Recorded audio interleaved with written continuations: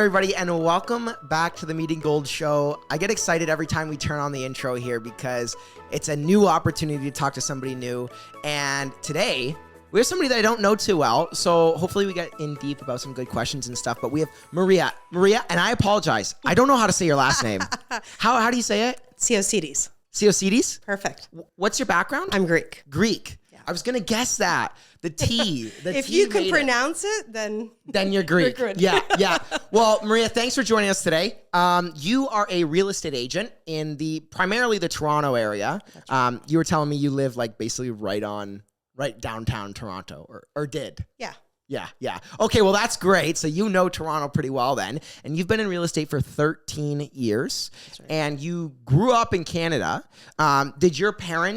Were your parents growing up here in Canada as well, or were they from Greece? Or? Yeah, my parents were born in Greece, but they immigrated to Canada back in the 60s and, started from scratch, learned the language, learned to become entrepreneurs, and that's where I learned it. Yeah. What's it like, coming from an immigrant parent home?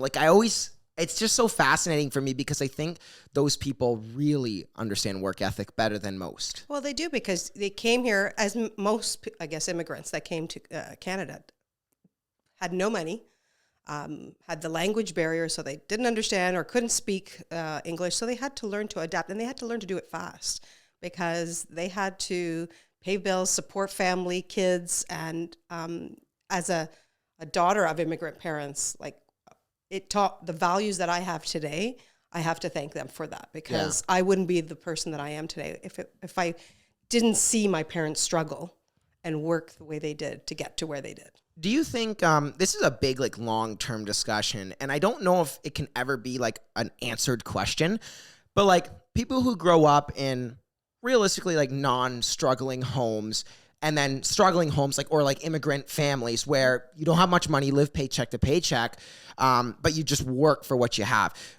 Not saying that the wealthy people who the children don't really have much to struggle for, that they don't understand work ethic, but do you think there's a different dynamic and there's a higher chance of the less wealthy, the children learning more of a work ethic drive, or do you think it's just based on each person? I'm sure it depends, but I think coming from a household where you watch your parents struggle, you appreciate the value of a dollar different than you would if you were, let's say, born into a family where, they didn't struggle financially. So seeing that, and I'm one of three sisters in our home, and all of us are the same. We've all taken all the struggles, I guess, of our parents, and we've done well for ourselves, right? And I think that's critical. And I have kids, and I hope they see, what it's like to work hard because life isn't easy. So immigrant parents are I think it's the fact that you're forced to work hard, and because you need to survive, right? So learning that is huge, or being raised in that environment. No, it's so true. Do you think coming from an immigrant family, now being a mother yourself, are there some things you would do differently to teach your kids work ethic? Or do you think being a role model of your parents, but also adding to that, what are some things, I guess, how do you make your kid understand work ethic in a world where, yes, you're very well off, you've done it well for yourself, and we'll get into that in your real estate career, but how do you make them understand that through the understanding that you have from your parents? Well, my parents had me, I was working for my parents. So, as a kid growing up, I was immersed in their business. I had no choice. Basically, I had to work. I had to help them. So what I've been doing with my girls is I've been making them work too. Good. So in my business, learning the business, whether they choose to go into this business or another business is totally irrelevant. But the fact that I want them to understand and appreciate the value of a dollar. That is such a good topic. And I mean, we could title the whole podcast on the value of a dollar because it is such a important thing. What are some things you do, because obviously financially you're in a better position today than you were 20 years ago, right? But what are some of the things that you do now to kind of go back to your roots, really understand where you came from? Is it maybe discussing with your parents what it was like growing up, or taking some time to yourself? Like, how does one not lose that sense or that value of a dollar when they have, I guess, much more? Yeah, you know what? My father passed away, but my mom's still around, and I see she still lives an extremely humble life. So it's that fear of, what if tomorrow something happens and I can't support myself or my household, and those conversations with her, like, we have them all the time. So it grounds me. And it grounds me, and it's the same conversations that I carry forward with my kids, saying that, you know what, life isn't easy, and things can change by the minute. So if you're not thinking future, like what may or may not happen, you can't just assume everything that's going right today will go right tomorrow. So you really need to prepare, and I think being grounded and humble is so important, because life changes by the minute. It does. I always talk about, because the topic that we're on, it's really interesting. I worked at McDonald's for a year when I was 14 years old, and I did not like it, like, at all. But I actually told myself, like, I want to work here for a year. I'm going to work here from October, my birthday, to the next October, my next birthday. And then I can go do what I want. And it wasn't necessarily about the money, but it was to understand the value of a dollar and the work ethic, right? Because, as you progress through life, a 40-year-old typically makes more an hour than a 15-year-old, right? Yep. So what are some of the things, like, you think on those lower paying hourly jobs? Like, what are some things that they teach you? What are some valuable lessons that you think people get out of those? I think you learn to appreciate how hard it is to make a living. And that income that you're making obviously is lower than other jobs. And, especially living in, I think all of Ontario, but in the GTA, the cost of living is extremely high. Crazy. Like everywhere. It's not just Toronto, but it's so expensive. So, when you're working hard, and when those people are working in those lower paid jobs, I think they learn to control their funds differently than someone making more money. But it really makes you understand how hard it is to earn that income, and how do you allocate it with your expenses. I love that. It's so true, right? Because, you could have $100,000, you could have $10,000. You can still spend it all. That's right. And the guy who made 10 grand can have more money left at the end of the day than the guy who made 100 grand. That's right. Right? So what are some of the things that you do to learn to allocate, or like what do you do now to allocate your funds, I guess? Well, I have my finances are in order where, this money is for whatever, kids' expense, education.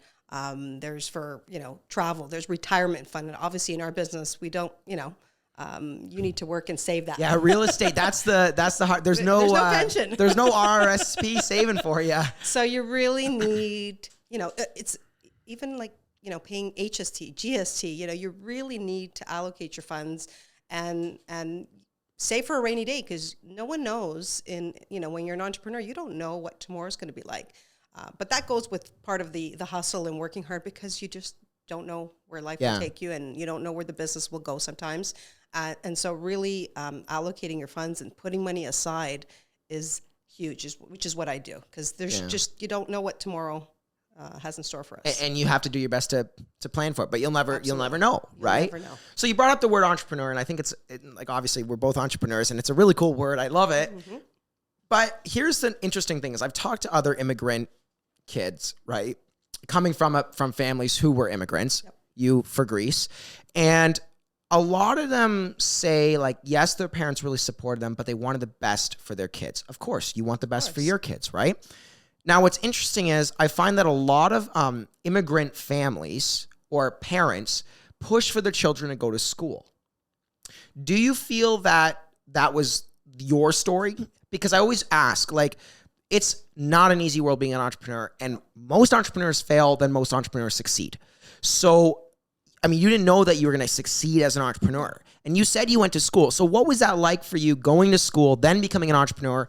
What was it like for the relationship and the dynamic between you and your parents? Well, going back before I even went to university, my parents gave me, they sat me down, and as they did with my sisters, said, okay, you've got a couple of options here. you can go to university, get an education, and, work wherever you want to work, or you can take over the family business. Interesting. And yeah, so we were given the choice. And in terms of what my parents did, my father was a developer, so he built homes. And my mom ran, as many Greek parents did, a restaurant. So, Really? So, they dabbled into a lot of things, but they gave us the choice. But at least for myself, I saw how hard they worked. And I'm like, you know what? Not that I don't want to work hard, but it's labor intensive. You're on your feet a lot. And I'm like, you know what? I'm going to go to school. Yeah. So, I went to university, came out of it. What'd you go to university I for? went to U of T, economics. Economics. Yeah. So I then got into banking, so corporate world for about 20 years. Wow. Yeah. And then I kind of realized, said, wait a minute, you know what? I don't think this is for me. I battled it for years, but it was my comfort zone. So I was in the corporate world, but yet, my parents were entrepreneurs. They worked 7 days a week. And I'm like, my father was a builder. And I like I said, I battled it for a few years saying, what do I do? Should I, get into this business? I got my license, worked part-time as I worked with the bank that I was with. And eventually my broker was like, Maria, if you're going to make it, whatever you decide to do, you can't have 1 foot here and 1 foot there. You're either all in. That's right. You can't half-ass it. So I left the corporate world and got into the business. And obviously, no regrets. I'm glad I did it. I wish I did it sooner. Interesting. Yeah. So, but looking back, I feel I made the right decision. I wish, like I said, I had gone into this business sooner. But I was given the choice by my parents, where I think, I hear from other people that have immigrant parents where they push school. And I'm for it because I want my kids to go to school. But I don't know if that's necessarily, that you need to, being an entrepreneur, I personally believe is how you're going to succeed. Yeah. Right. Yeah. So, but I think the values you learn and the skills that you learn working for an employer or corporate, doesn't matter what you're working in, teaches you, and you can take those skills and really succeed as an entrepreneur. Do you feel that you were giving your all? Because we mentioned half-assing it. And that's a very interesting topic, because I think like the most successful people in the world literally go like balls deep into one thing. Yeah. So do you think that you kind of gave it 75% for your life until you got into real estate? Was that kind of your thing? Or did you give it your all in the corporate world and then you decided to give it your all in the real estate world? I gave it my all in the corporate world. I had goals, and at some point I hit a roadblock and I wasn't meeting those goals. So that's when I said, you know what? I want to be in control of my life, my career. And that's really what triggered the decision to leave it and go into real estate. And then, with real estate, you're starting from scratch. I worked my ass off. I worked really hard, which I still do, but I worked really hard because in my eyes, I refuse to fail. You're going to go in, you're going to succeed, you're going to do well. And so I worked harder as an entrepreneur than I did when I was in corporate, but I still worked hard there. Yeah. And, the number one thing I always say about being an entrepreneur is just having self-confidence. Because if you have self-confidence in yourself, you're going to succeed. You know that you can go out and do certain things. Now, there's a difference between working hard and working smart. And sometimes working smart is biting the bullet, learning under people or learning from people. Yep. They always say, like, in real estate, like joining a team. Right. For an example, like, is somebody, I'm sure every person on a team, probably 75% of them want to own their own team someday. It's just natural, absolutely. Right? Yep. You're an entrepreneur. You want to go do your own thing. Right. But a lot of people understand that they need to put in that effort and they need to join something to be a part of something and learn. So was there any experiences that you pursued when you got into real estate? Like, for example, joining a team, or what were some things that you did, I guess, to develop your knowledge into real estate? I didn't join a team. However, I really watched closely. I worked closely with another agent that was, doing super well and still doing well. I kind of learned the tricks of the trade, did open houses for them, got in front of clients more than I would have as a new agent, having zero experience and like zero client base. Yeah. So I did that. And then I started seeing, getting clients, it's moving. I did a lot of marketing even though I wasn't making any money, I was marketing myself a lot in order to put myself out there. But yeah, I did learn from someone. I'm glad I didn't join a team. I think that forced me to work even harder because I was on my own. So that means, what you earn is, it's based on your work and your work only. So I did it all myself. You know what? There's an admirable trait about that, because at the end of the day, like, being a mother, you now have that role model in you to show to them, hey, your mama made it, right? Like, and this is how you can do it. So what are your kids like? What's your relationship like with your kids right now? And then what was it like, sorry, how old are your kids? 2 daughters, 17 and 16. Okay. So they were around when you were just starting real estate, really young, but what's it like being a mother and being an entrepreneur, especially a real estate agent, when your phone is literally on 24/7? I think from their perspective, I think they see how hard I work, especially now that they're older. My oldest says she wants to get into the business. Great if she does. And if she doesn't, that's okay too. But as a mother, being an entrepreneur, it's not easy because you're juggling a lot. So it's almost like you don't want it for your kid because it's just so hard. Well, that's like my a parental thing. Yeah. My parents said the same thing, but surprisingly gave me the option to do either or. But yeah, you want their life to be easier. Yes. However, at the same token, you're like, well, that's how you're going to learn. And so it's mother instinct. But you know what? I hope they are learning, and I've learned what I learned growing up with immigrant parents. So obviously I'm not an immigrant, but the values that they instilled, I think they see it, and I hope they take that and apply it to whatever they do. I look at society today, and especially the Niagara region, it's really immigrant predominant, right? Whether it's 2 generations back, 3 generations back, like this area was really economically developed through immigration, big time, right? And so it's interesting, I look at like parent-children dynamics, being young myself, and I'm like, why did I turn out the way I did, and why do people turn out the way they did? And it's not like a pedestal thing. It's why are you you? Why are you you?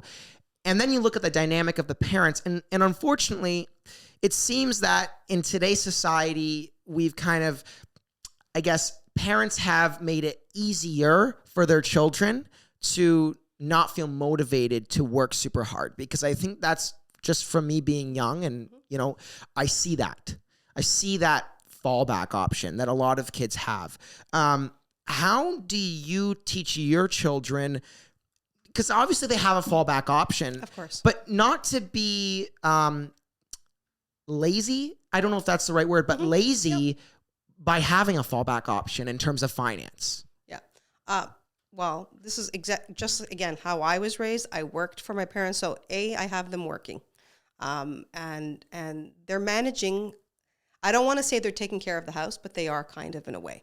I show them the bills. This is what it costs. This is what heat, water. That's great. The mortgage. So they understand the finances, and what you have to make in order to pay for all these things.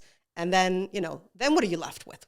So I have them so involved in what adults feel on a day-to-day basis. So, what those expenses are. Fine, they're not making that income, but they see it. Just to understand what are we talking here? What does it mean to carry, a home, let's say, your expenses, how do you pay them?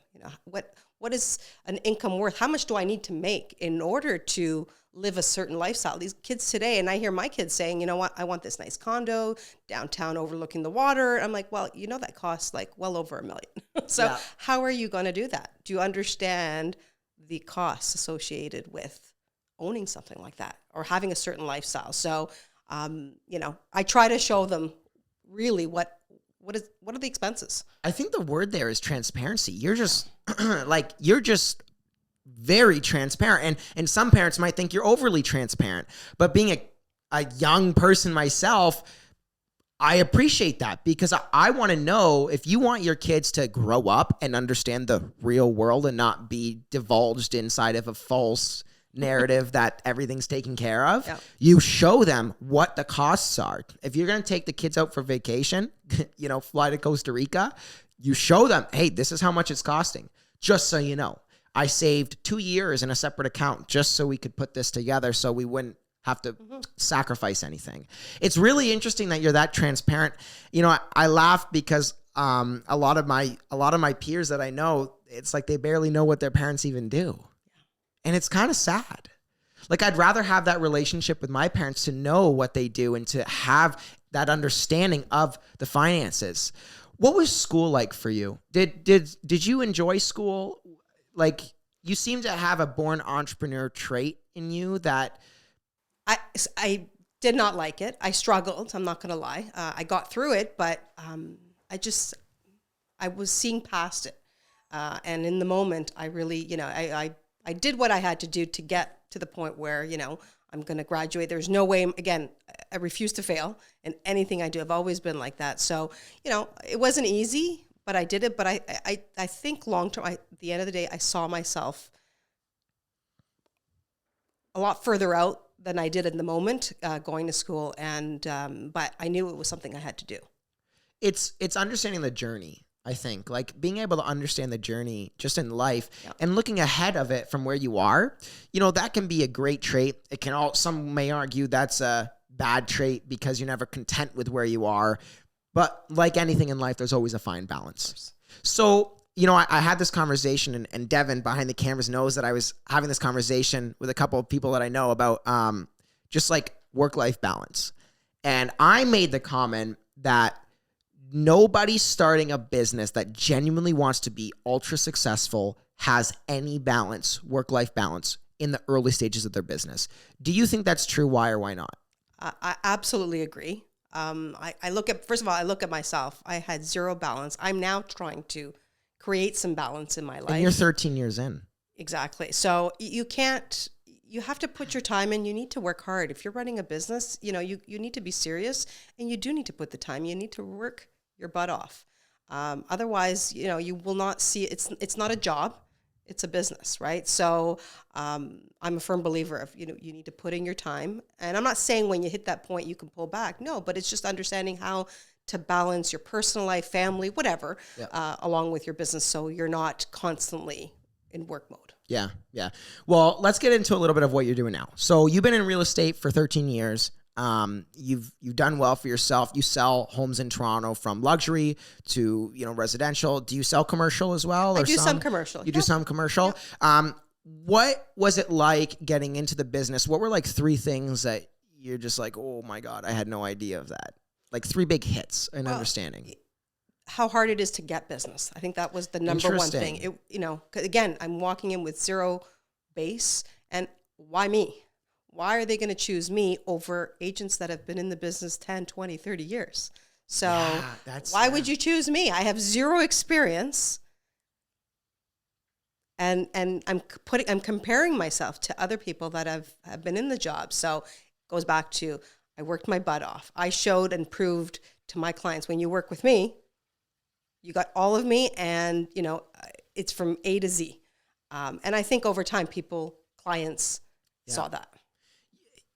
Yeah, like all the props to that, because like even I will look at that, or like I think most business owners, especially in the early stages, will be like, wait, why are they going to choose me? Yeah. Right? Because it's like, why would they choose you? And it goes back to like, when you're starting a business, it's a harsh reality. And I don't know if I'm right in saying this, but I kind of say like, you're worth nothing to really nobody right now in business. Like, you don't have anything to show for yourself. You've no portfolio. You've no testimonials. Like, it's crazy hard. And, like in a video business, I think it's easier because like I preach it all the time. Just start by doing free work. Like, just bite the bullet. If you can afford to do it, start by doing free work. And then boom, you'll start getting clients eventually. And then you can get to that higher, price per video package, I guess, right? Mm-hmm. For real estate, you're not going to sell a home for nothing. Like, you're not going to do it for free. I don't even think it's legal to do that, to be honest. So what was it like for you getting clients? You said you kind of started with somebody. Was that really what propelled your career in just getting to know people, and then you took it upon yourself to do some marketing? What did that look like? it was learning the business. Again, if you're not confident in what you do, how are you going to portray that to your clients? So not understanding the business, I had to understand. So, and to your point about working for free, you're not working for free, but when I did open house after open house, weekend after weekend, it was my time. And I had to, get some of those leads, work them. They took time, but the process was lengthy. So you were working in essence for free for a while. You're trading so much of your time for little dollars in comparison. And you need, again, your confidence level. If you're not, if you don't understand what you're doing, how can you be confident? How can you portray that to your client when you're up against thousands and thousands of realtors? So it's not easy. Especially in Toronto. Yeah. Like Toronto real estate is a whole other world when it comes down to selling there compared to a lot of other places. It's like New York City. Yeah. There's a ton of realtors in Toronto, but how many are actually selling? Yeah. It's a smaller percentage of agents that are really making a living out of it. There was a statistic. It's like, let's say there's 100% of real estate agents. Don't quote me on this. Mm-hmm. Maybe you can correct me, but like 10% of all the real estate agents sell like 90% of the real estate. That's right. It's something like that. It's such crazy. A small number. A lot of the perception out there is that, oh my God, all these realtors get into the business, you're making a killing. You can, but you can't be doing it a part-time or, thinking I'm going to do friends and family. Yeah. You have to look at it as running a business. And this is where people go wrong. Yeah. They're not seeing it as a business. So one piece of advice that you can maybe give to, people listening, like just getting into the real estate market, I kind of say this, sometimes people weren't meant to do certain things and they're going to realize that through putting in the hard work and not really getting anything or putting in what they think is hard work. Because in my opinion, anybody who genuinely wants to work hard enough can do whatever they want. Yep. It's without from what I've seen, and it sounds like you agree, if you truly put in the work, you will get it. But, not what you think is putting in the work. It's legitimately like what, if you tell somebody, I worked this much, every single person should be jaw dropped, eyes wide open, right? If they're not, then you're not working enough, right? So what's a piece of advice you can maybe give to a real estate agent who... New in the business? Yeah. I think it's a great idea to work side by side with an agent that's been in the business because you're really going to understand what do they do? Because if, again, you're walking out of, you get your license, you have no training on how to run a business. They tell you what the job is, but how does your day look like? How do you structure it? You get up in the morning? Do you get up in the afternoon? Having some structure and following a top producing agent to see what is their life like? What do they do? And to see, can I do this? Is this for me? Because it's not a matter of, I make my own hours. Yes, we have the flexibility, but we're also at the mercy of clients. So when a client wants to see you, you need to make yourself available within reason, obviously. Yeah. But I think learning, being persistent. You got to, it's not going to happen overnight. It takes time to really grow your business because we hear how many businesses fail in the first, like in any business. I think it was like in the first 5 years, 50 to 60% of businesses it's extremely high. So I'm thinking, so it doesn't matter if you're in real estate or you're starting your own business, but you need to really, those early years are critical. And how you set your systems up is huge because if you do it wrong, then that's what you're doing, going forward for the rest of your career. So you may fail. You may not fail. I can't say, but I think being close to an agent that's doing extremely well, understanding what does it take, what do I need to do? Yeah. Because you walk out there with your license, you're like, okay, now what do I do? Yeah.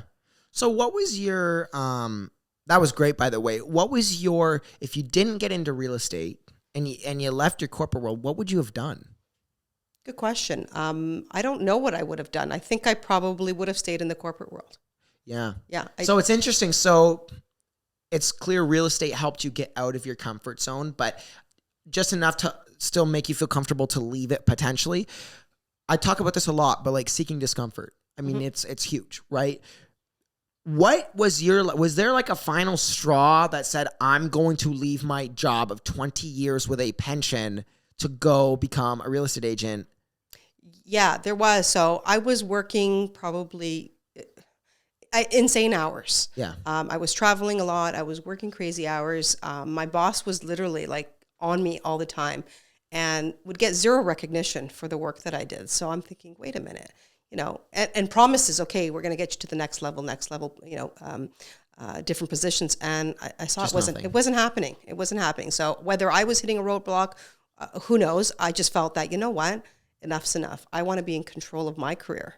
I know I know my work ethics. I know I'm willing to work hard.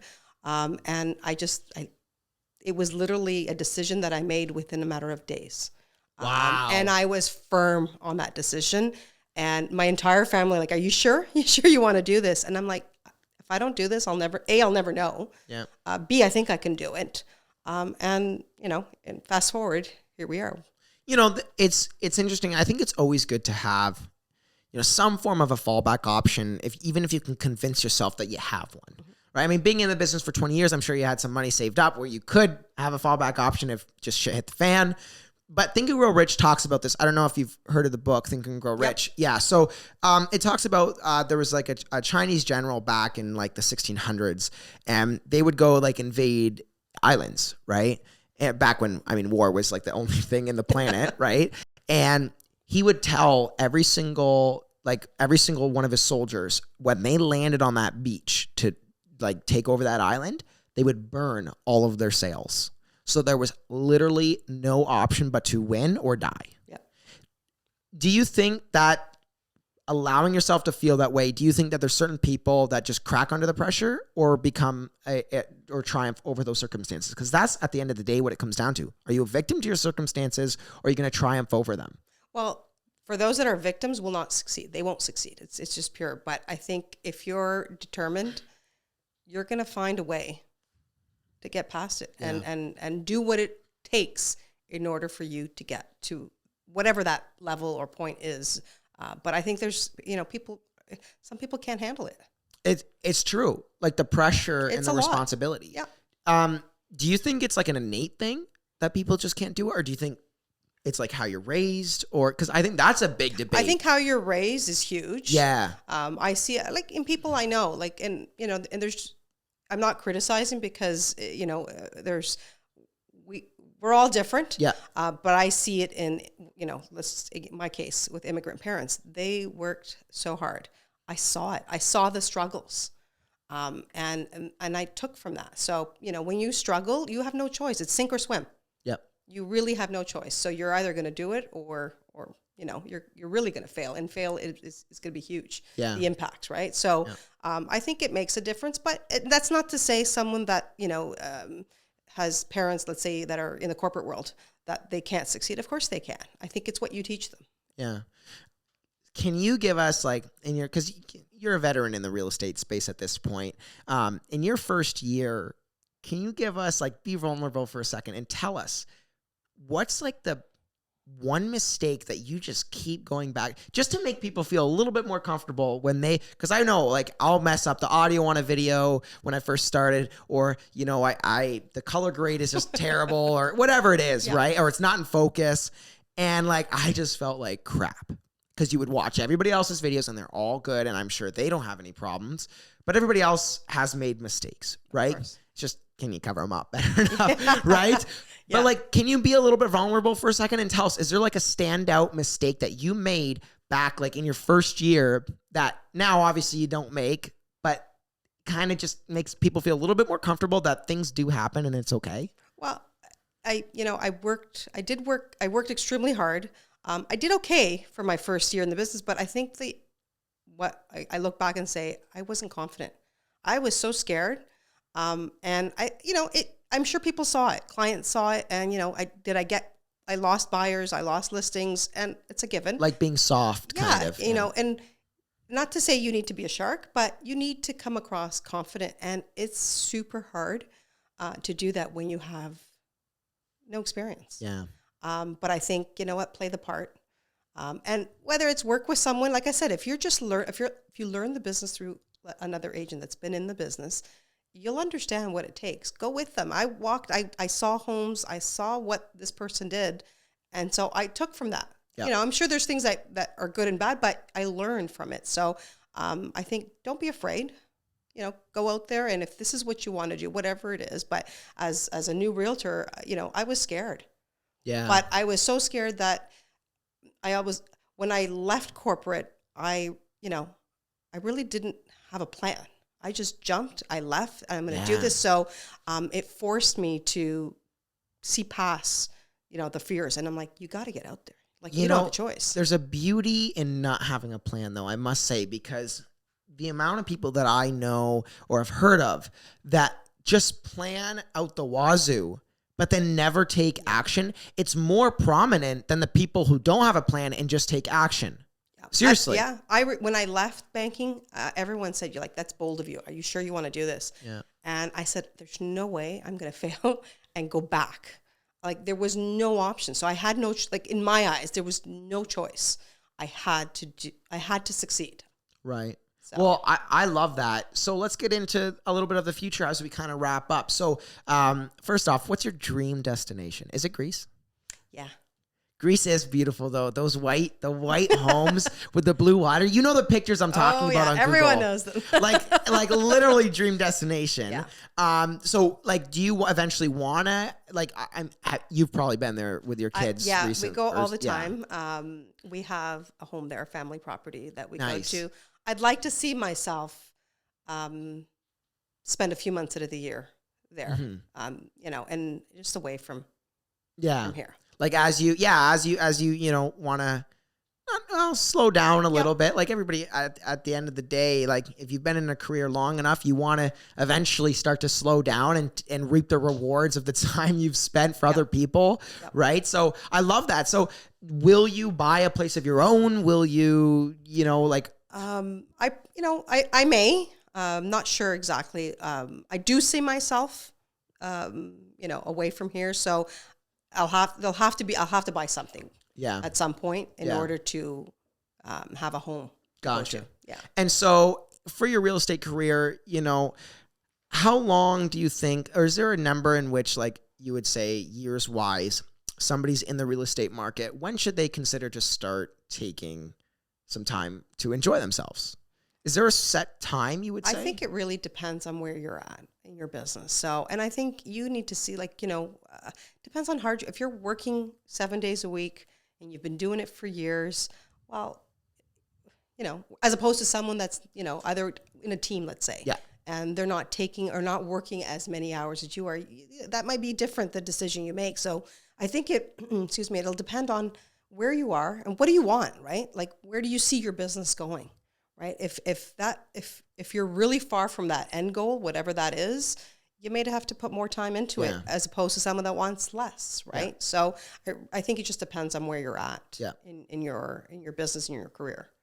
So with our final question of today, Maria, what was one thing that your father, your mother told you growing up that still sticks with you to this day, just in terms of about life? Always be financially independent. Interesting. That's what they taught me. Really? Yeah. And they lived that out. I can tell that they lived that out and they just showed it to you, not just said it. I share that with my kids every single day. That's fascinating. Yeah. Well, Maria, thank you so much for joining us today. It was Maria made the drive from Toronto just to come down here, but we appreciate it. I could have never dreamed that somebody would have done that for us for the show when we first started it, but it really means a lot. Next is flying people out, but we'll get to that point eventually. But Maria, thank you so much. Thank you. And to all listening, I appreciate you, and feel free to subscribe to our YouTube. Watch us on Instagram. We do our Meeting Gold on Foot series where we ask random people random questions.